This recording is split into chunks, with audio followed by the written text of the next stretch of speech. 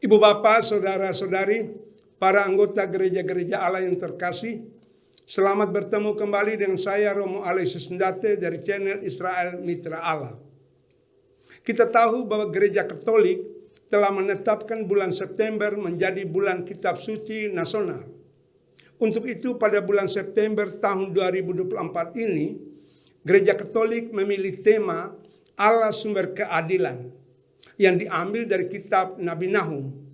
Untuk itu pada malam ini saya akan mengembangkan tema Nubuat Nabi Nahum, Allah Sumber Keadilan dan tempat perlindungan bagi bangsa Israel. Tak diragukan lagi bahwa dalam sejarah yang tidak diminta, Israel menghadapi kekuatan adidaya yang dengan tinggi hati dan sikap sombong dan angkuh.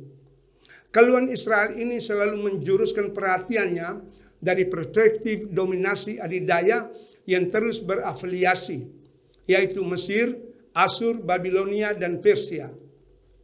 Israel hampir selalu berada dalam posisi ditaklukkan oleh salah satu bangsa adidaya tersebut dan selalu posisi menjadi korban kolonialisme yang agresif, ekspansionis, atau keruntuhan ekonomi.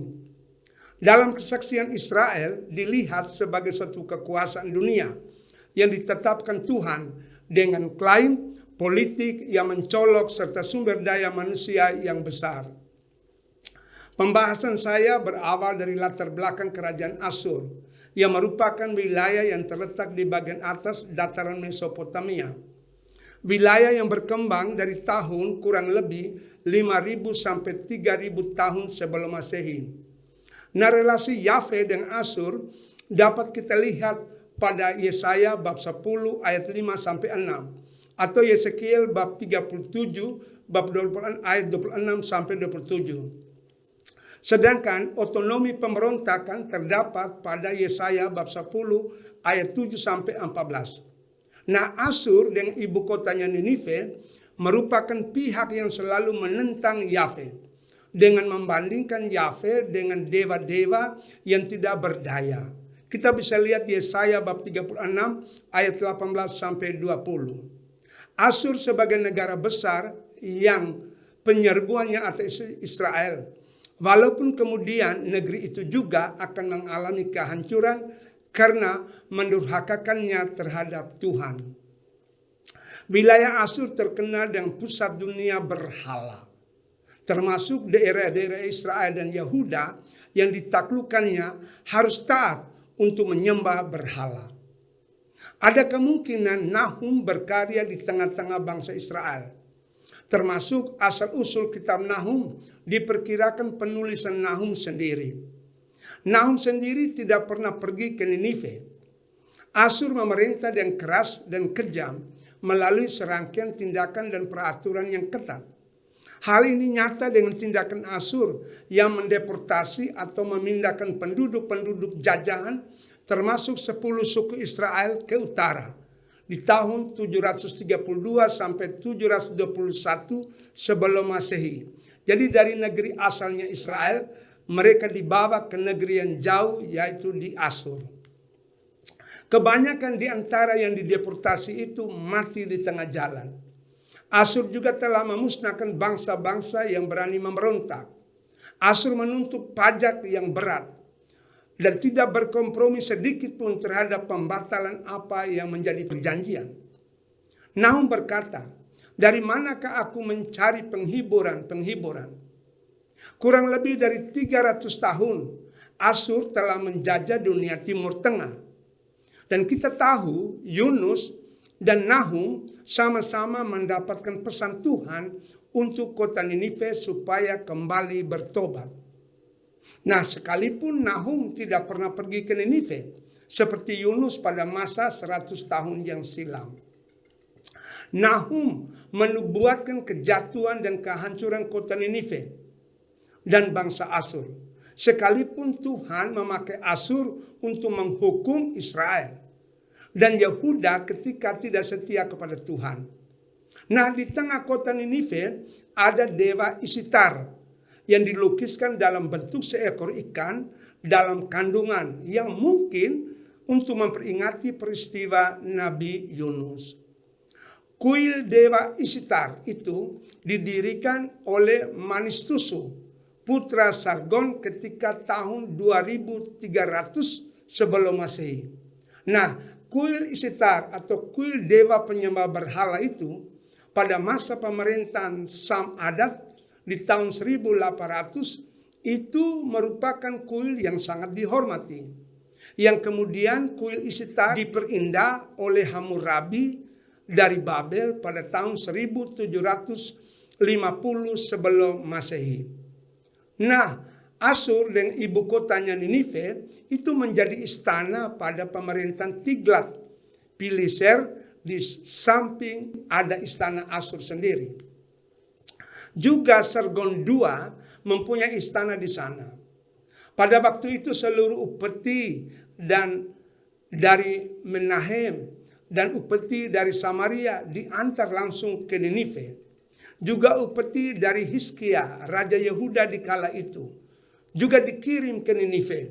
Kita bisa lihat 2 Raja bab 18 ayat 14.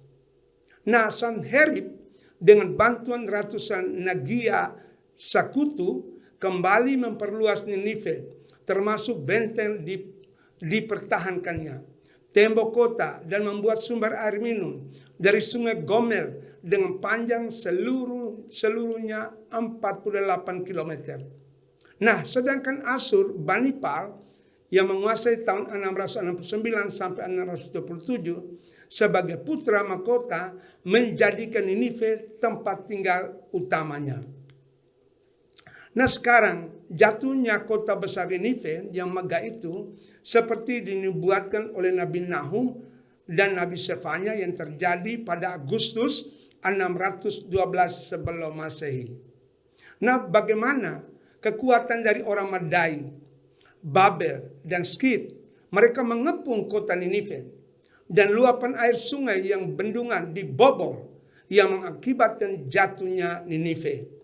Kita bisa bandingkan Nahum bab 2 ayat 6 sampai 8. Nah, kota Ninive dirampas oleh orang Madai, dan kemudian Raja Sinsar Iskum dibakar.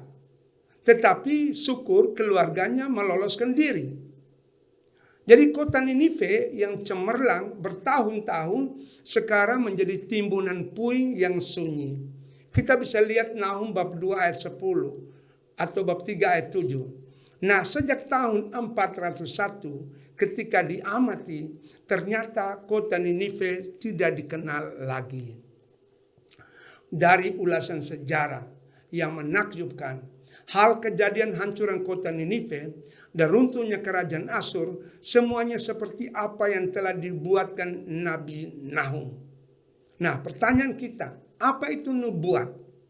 Nubuat berarti pesan yang disampaikan oleh Allah melalui seseorang untuk menyampaikan suatu pesan kepada jemaat atau kepada umat atau kepada masyarakat yang mengalami penderitaan.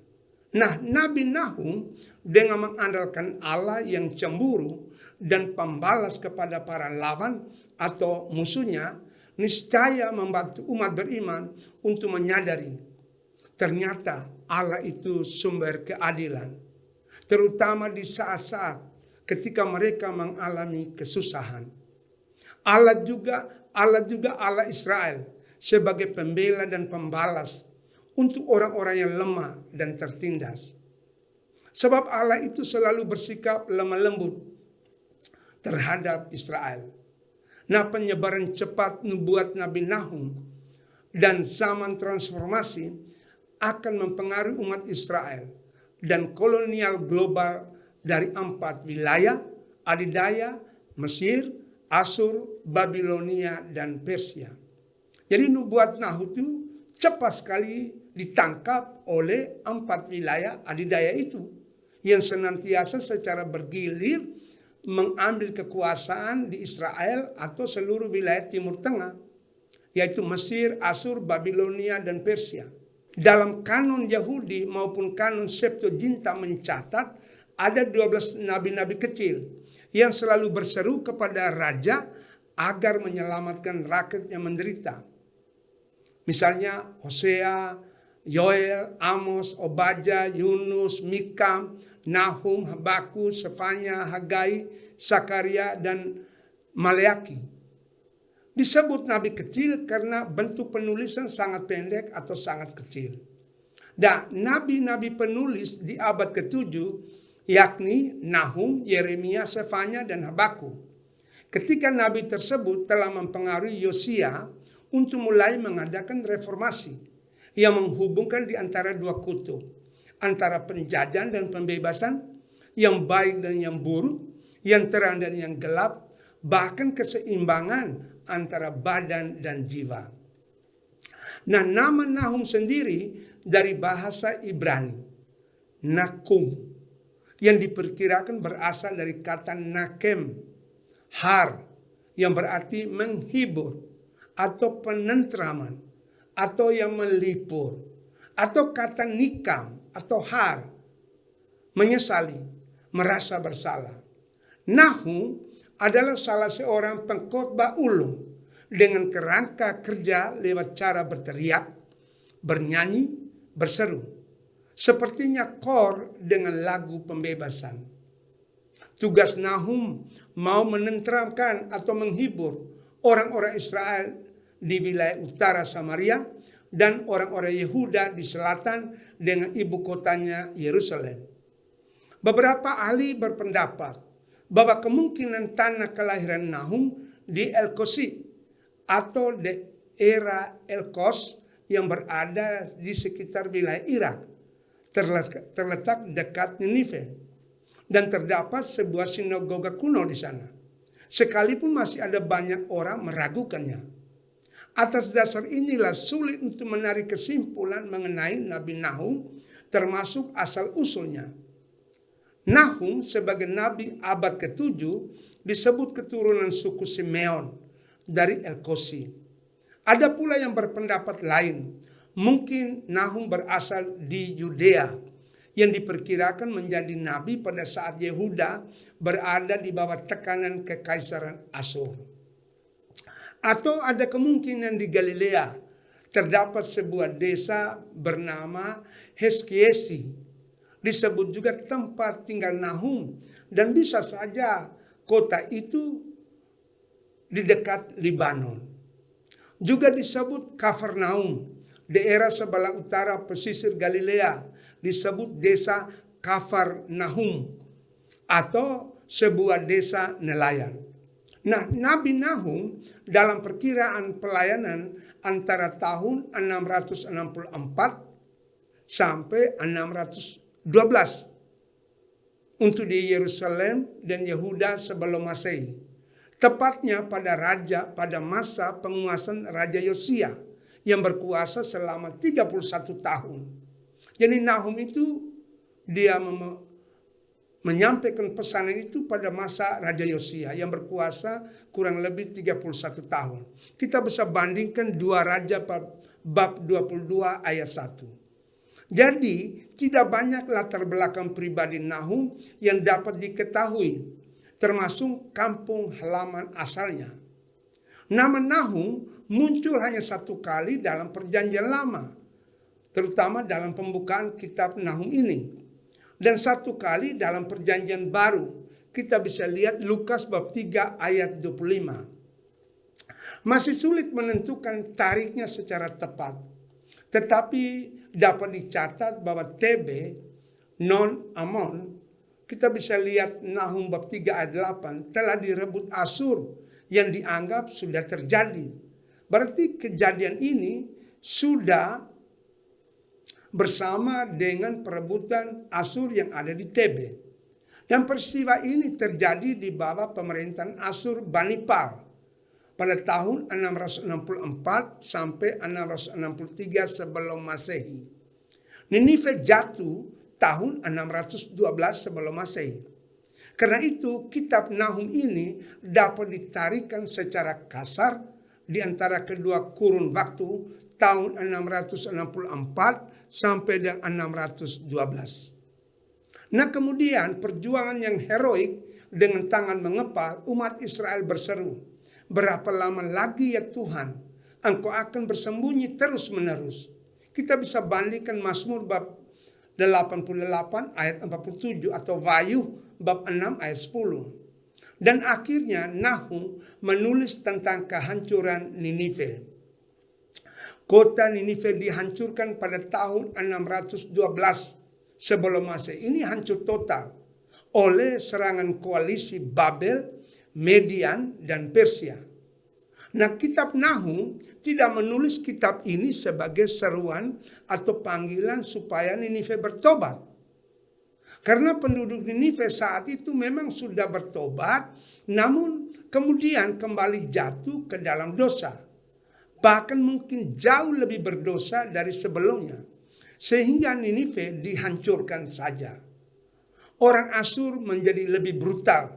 Kita lihat dalam peperangan, di mana mereka menggantungkan mayat-mayat musuh mereka di tiang dan memasang kulit tubuh yang sudah menjadi tawanan pada dinding tenda menjadi salah satu kebengisan mereka. Kitab Nahum, akronim Nah, yang merupakan salah satu kitab khusus dalam kelompok nabi-nabi kecil dalam perjanjian lama. Dalam kelompok Nevi'im, atau yang lebih tepatnya dalam kelompok nabi-nabi akhir. Sejumlah ahli menganggap kitab ini pertama-tama disusun sebagai liturgi tahun baru untuk perayaan musim gugur pada tahun 612 sebelum Masehi, sesaat setelah jatuhnya kota Ninive. Kitab ini juga dapat diumpamakan sebagai nyanyian lagu pembebasan. Nah, nubuat Nahum harus dalam gerakan adalah suatu kesatuan baru yang dimengerti apabila kita belajar ayat demi ayat. Kitab Nahum ditulis untuk memperingati jatuhnya kota Ninive, ibu kota bangsa Asyur, bangsa penjajah. Kita bisa lihat pada 2 Raja bab 19 ayat 36 atau Yunus bab 1 ayat 2. Atau juga Yunus bab 3 ayat 1. Nah, isi kitab Nahum terdiri dari 3 bab, 47 ayat. Jadi sangat pendek kitab Nahum, hanya 3 bab, 47 ayat. Nah, secara sederhana kitab ini dapat dibagi ke dalam 3 kategori atau 3 transformasi bagian tema besar. Pertama, madah kepada Yahweh. Kedua, jatuhnya Ninive. Dan ketiga, kepastian hukuman Allah. Saya mulai dengan pertama, madah kepada Yahweh. Sajak akrostik, artinya yang merekonstruksi berdasarkan abjad sebagai madah kepada Yahweh. Kita bisa lihat bab 1 ayat 1 sampai 15. Nahum ora Elkos mengatakan Ninive akan mengalami keganasan murka Allah. Sehingga penindasan terhadap kota Ninive itu akan dirasakan dengan segera. Allah cemburu dan pembalas kepada para lawannya dan pendendam kepada para musuhnya. Merekonstruksi pada nama Nahum dan Nuh, ia luput dari banjir air bah. Nuh dan Nahum berarti penghibur. Kita bisa lihat kitab Kejadian bab 5 ayat 29. Nah, untuk kota Ninive tidak ada lagi. Jadi kesimpulan, hasrat Tuhan untuk membalas orang yang berbuat jahat dan tidak sekali-kali membebaskan dari hukuman jika ada orang yang bersalah kepadanya. Nahum mau menonjolkan aspek dari sifat YHWH atau Yahweh yang maha mulia, seperti terdapat pada Mazmur pujian terhadap Allah. Yahweh sebagai Allah pencemburu. Yahweh Allah sang pencipta. Yahweh Allah sepengasih dan hakim. Juga Yahweh sebagai pemberitahuan umum untuk penghukuman atas Ninive.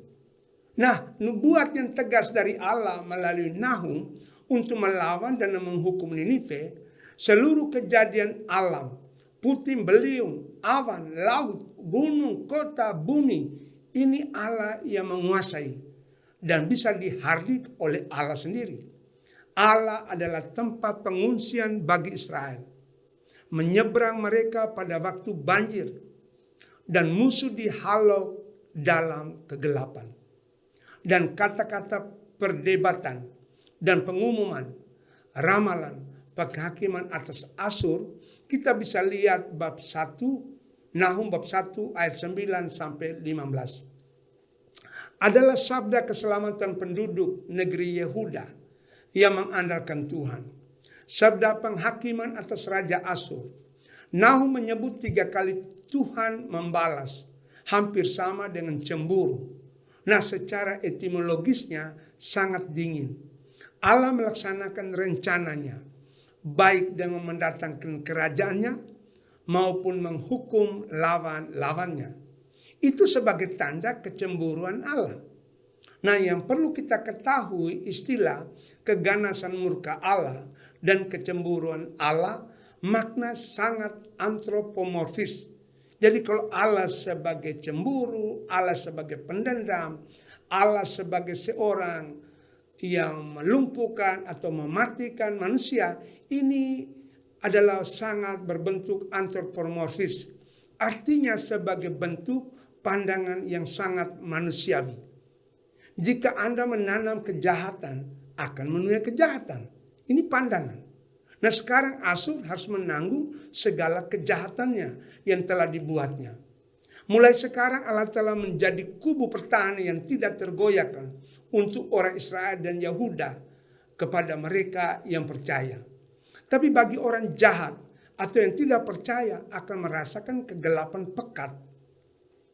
Nahum mengemukakan adanya pelabuhan kedamaian dan keadilan bagi Israel. Musuh-musuh Allah menolak untuk mempercayai bahwa Allah lah yang akan memukul mereka.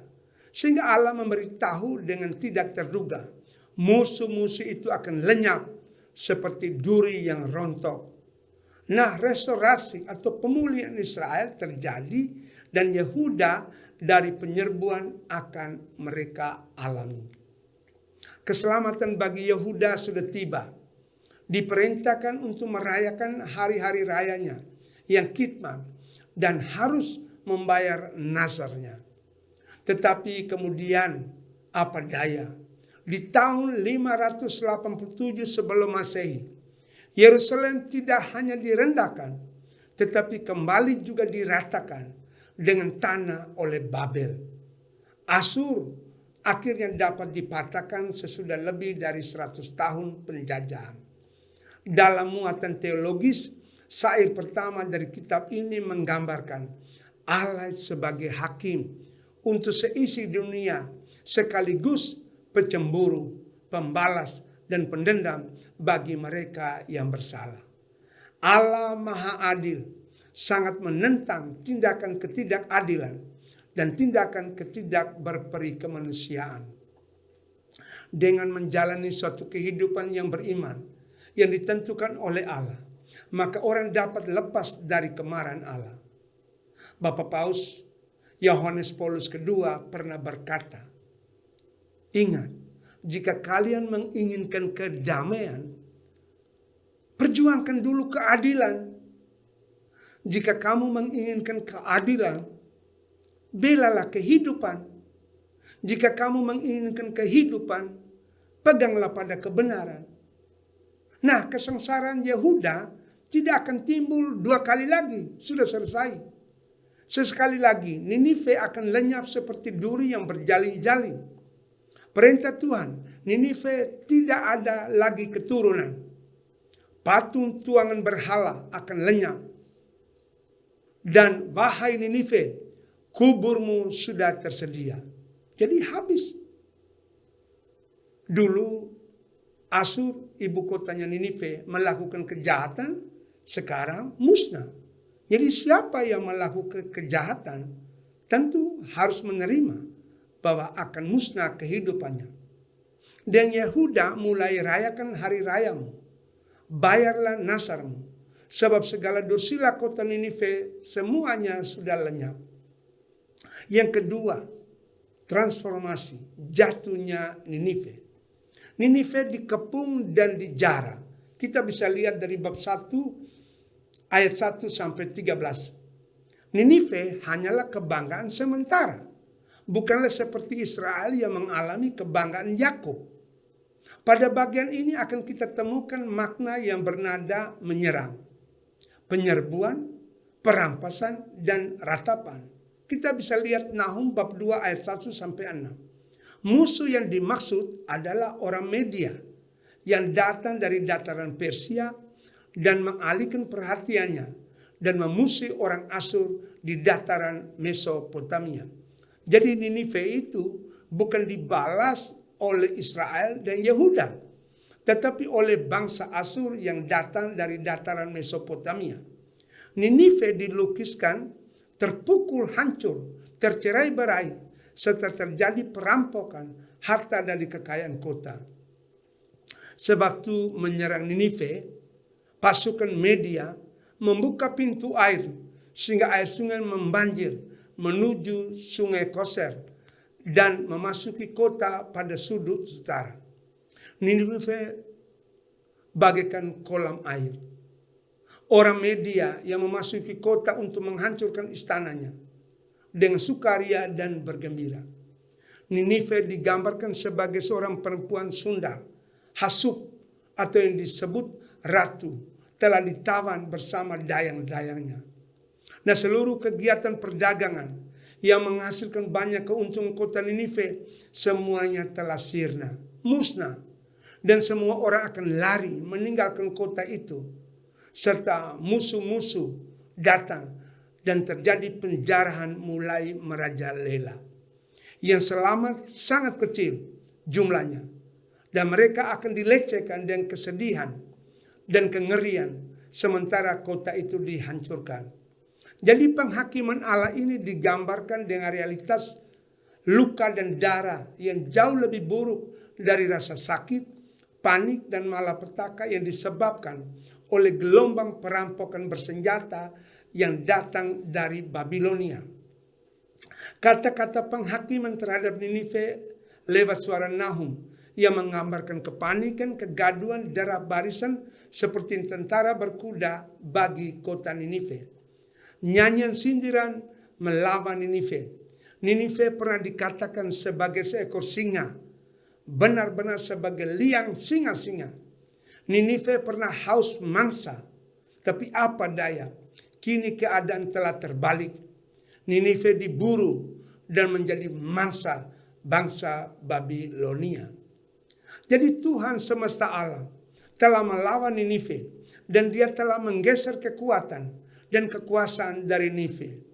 Dalam dialog Nahum, ternyata Allah tidak membiarkan ketidakadilan itu kekal selama-lamanya bagi Asur. Suatu konsep menabur menuai, yang mana barang siapa hidup dengan ketidakadilan, ia mati dalam ketidakadilan. Barang siapa hidup dalam kejahatan, akan dirangkul oleh kejahatannya sendiri. Barang siapa hidup dalam perang, akan jatuh oleh perang. Barang siapa hidup dengan pedang, akan mati dengan pedang. Barang siapa hidup dengan senjata, akan mati dengan senjata. Ini merupakan keyakinan bangsa Israel sampai hari ini. Dengan ini kitab Nahum menekankan akan adanya kesamaan hak dan keadilan bagi semua manusia di muka bumi. Hubungan antara Allah dan kehidupan manusia nyata digambarkan dengan jelas melalui hubungan antara Allah dengan bangsa Israel dengan Yehuda. Gambaran Allah mengasihi umatnya menunjukkan bahwa terjadi patokan-patokan etis serta sikap moral sebagai bentuk nyata dari hubungan tersebut. Ratapan dan penghukuman, tidak ada lagi singa Asur yang menjara dunia dan mengoyak-ngoyak daging musuh. Jadi tidak ada lagi. Dan membawa pergi ke tanah airnya untuk memuaskan diri. Dan kini Ninive sudah lenyap seperti asap.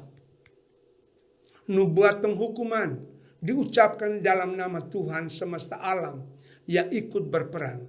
Aku Tuhan akan melenyapkan bangsamu di atas muka bumi. Kita bisa lihat poin yang ketiga terakhir. Hukuman Allah.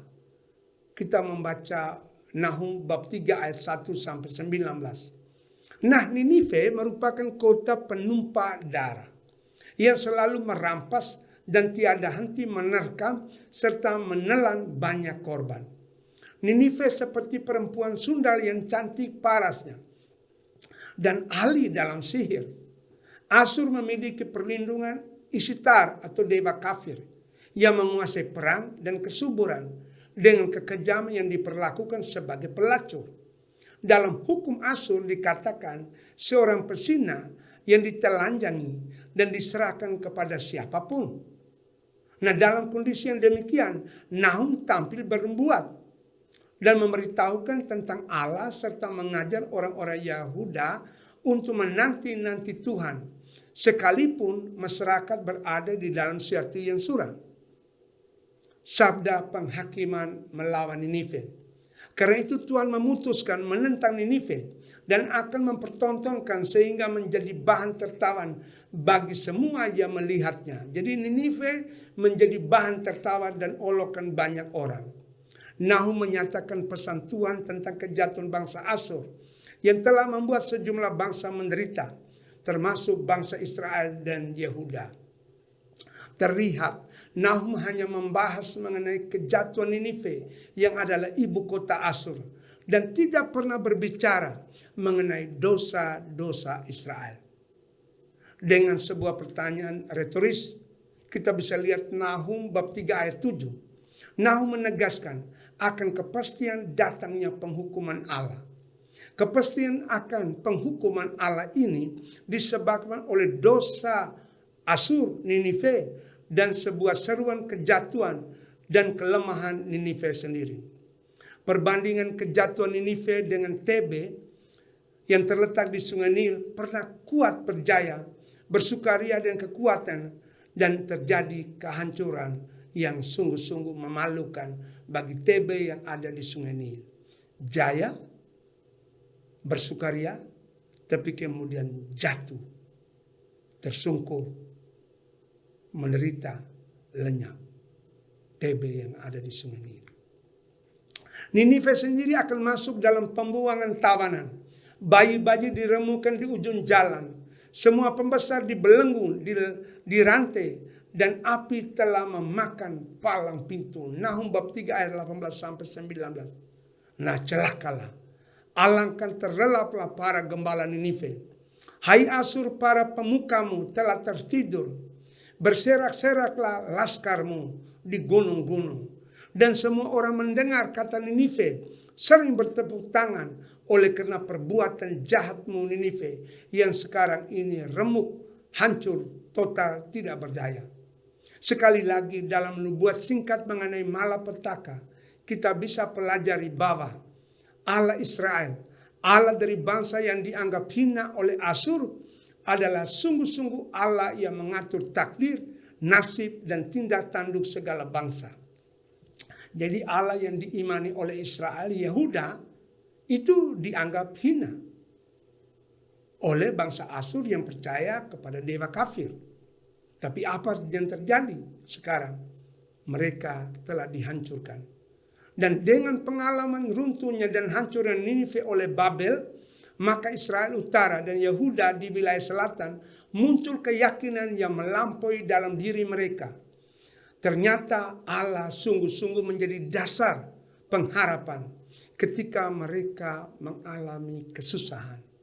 Jadi sekali lagi, ternyata Allah menjadi dasar pengharapan ketika bangsa Israel mengalami kesusahan.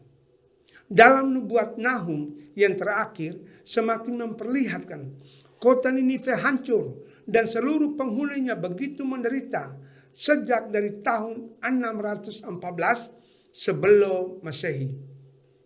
Kota Tarbis dan kota Asur sudah direbut musuh. Orang Asur, pedagang, prajurit, pegawai yang menduduki negeri Israel Utara dan kawatir Yehuda seperti sekawanan belalang sudah menghilang. Mulai dengan ratapan Raja Asur, terbukti Asur sendiri telah menanam penderitaan kepada wilayah Israel Utara dan rasa cemas Yehuda di selatan. Akhirnya apa sekarang? Kerajaan Asur dan kota Ninive menuai kemusnahan. Seruan olokan dari bangsa Israel dengan bertanya, di manakah Ninive? Di manakah Asur? Di manakah mereka? Nah, sejarah dan Alkitab telah membuktikan hukum, kebijaksanaan, dan keputusan Allah telah menjadi pedoman untuk menyelamatkan bangsa Israel. Nah, fakta nubuat Nabi Nahum tidak bermaksud mendiskusikan atau menganalisa, tetapi Tuhannya bangsa Israel mulai dikenal dekat dengan Israel dan didengar seantero dunia. Kisah tersebut mulai dari Abraham, Isa, Yakub, Musa, Daud, dan Salomo, dan akhirnya mulai dilanjutkan oleh para nabi. Jadi para nabi itu muncul untuk memberontak terhadap raja yang tidak berpihak kepada masyarakat atau umat. Jadi Allah menyatakan kembali kepada Israel untuk dikenal, diimani dengan kacamata iman melalui para nabi. Allah itu sebagai Allah Maha Pengasih, Maha Rahim, Deus Caritas Est. Nah, berangkat dari refleksi transendental kepercayaan Israel dalam sejarah dan pembuktian Alkitab, selalu menempatkan wahyu dalam kitab Taurat. Dan ini menjadi kekuatan Israel. Transformasi nubuat Nahum telah memberi tempat bangkitnya kembali bangsa Israel yang sangat menakjubkan. Dan telah tibalah saat bagi Israel untuk kembali berjumpa dengan Allah dan mengalami kedamaian serta keadilan. Terbilangnya kembali dalam kategori klasik bahwa Israel tanah milik pusaka Allah. Dengan perluasan dan penelusuri jejak-jejak nubuat Nabi Nahum yang hadir di antara aneka versi, antara dampak dari kejahatan baik Israel Yehuda, ternyata Tuhan itu baik.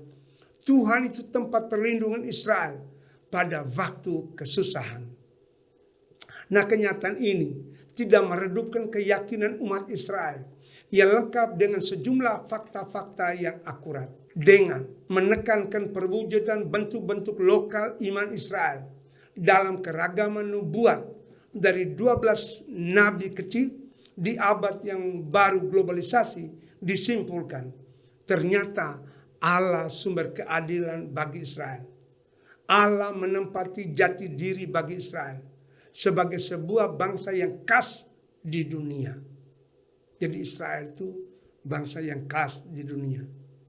Untuk itu ibu bapa, para anggota keluarga gereja-gereja Allah, demikianlah pembahasan saya tentang nubuat Nabi Nahum di bulan Kitab Suci Nasional September 2024. Selanjutnya minggu berikut saya akan berbicara lagi kepada kita semua nubuat Nabi Habakuk yang masih berkaitan dengan bulan Kitab Suci.